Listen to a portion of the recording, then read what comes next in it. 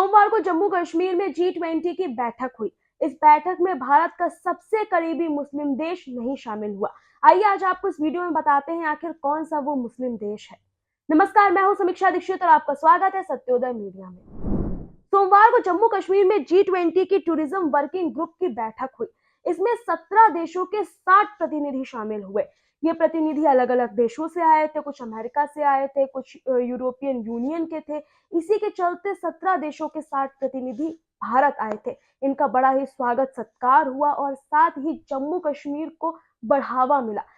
जब से article 370 remove हुआ है, जब से आर्टिकल 370 जम्मू कश्मीर से हटा है, उसके बाद से इस तरीके की कोई बड़ी बैठक पहली बार आयोजित हुई। इसका नाम ना सिर्फ देश में बल्कि दुनिया में हो रहा है। दुनिया में G20 की बैठक मशहूर हो रही है क्योंकि इस बार इसकी मेजबानी इंडिया कर रहा है। अब सवाल यह उठता है कि आखिर भारत का कौन सा वो पड़ोसी देश है जो शामिल नहीं हुआ। अगर मैं आपसे ये सवाल पूछूंगी तो आपके जहन में एक ही मुल्क आएगा जिसके इंडिया से रिश्ते अच्छे नहीं चलते, और वो मुल्क है पाकिस्तान। पाकिस्तान ने सबसे ज्यादा आफत मचाई थी जब उसको पता चला था कि जम्मू कश्मीर में G20 की बैठक होने वाली है।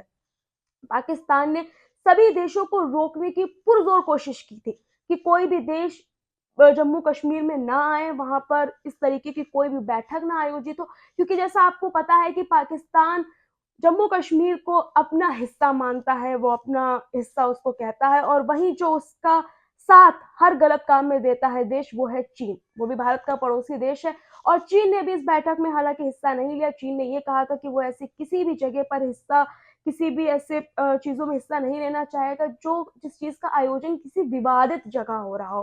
बाकायदा चीन ने इस शब्द का यूज किया था कि विवादित जगह, ऐसा कोई भी अगर आयोजन भारत करता है तो चीन उसमें शामिल नहीं होगा। पाकिस्तान के कहने पर चीन शामिल नहीं हुआ। तो जैसे कि मैंने आपको वीडियो की शुरुआत में बताया था कि अगर मैं आपसे पूछूं कि कौन सा वो भारत का पड़ोसी मुस्लिम मुल्क है जो शामिल नहीं हुआ, तो आप सबके जहन में एक ही नाम आएगा और वो नाम है पाकिस्तान का। लेकिन मैं आपको जिस मुल्क का नाम बताने जा रही हूँ, दरअसल वो पाकिस्तान नहीं है। वो ऐसा मुल्क है जिसके रिश्ते भारत से काफी अच्छे हैं। वो ऐसा मुल्क है जिसका भारत के साथ बढ़िया व्यापार चलता है। वो एक मुस्लिम मुल्क होने के बावजूद भी ऐसा मुल्क है जहां पर जितना सम्मान मुस्लिमों को मिलता है, शायद कहीं ना कहीं उतना ही सम्मान हिंदुओं को भी मिलता है। और वो सिर्फ इस वजह से क्योंकि दोनों देशों के रिश्ते काफी पुराने हैं, काफी लंबे समय से व्यापार हो रहा है। और वो मुस्लिम देश कोई और नहीं बल्कि सऊदी अरब है। कोरोना वक्त में भी हमने देखा था कि किस तरीके से सऊदी अरब ने अपना मदद का हाथ भारत की तरफ बढ़ाया था, भारत की मदद की थी। भारत ने भी इसके बदले कई देशों में मदद की थी। सऊदी अरब के साथ भारत का व्यापार अच्छा चलता है, लेकिन उसके बावजूद भी सऊदी अरब G20 की बैठक में शामिल नहीं हुआ। उसने अपना रजिस्ट्रेशन तक नहीं कराया था। बैठक में शामिल होना तो बहुत दूर की बात है। तो इसको लेकर कई सारे सवाल खड़े होते हैं कि आखिर सऊदी अरब क्यों नहीं शामिल हुआ। इसके पीछे की कई जो राजनीतिक विशेषज्ञ हैं या कई विशेषज्ञ ये मानते हैं कि इसका कहीं ना कहीं कारण हो सकता है आर्टिकल 370।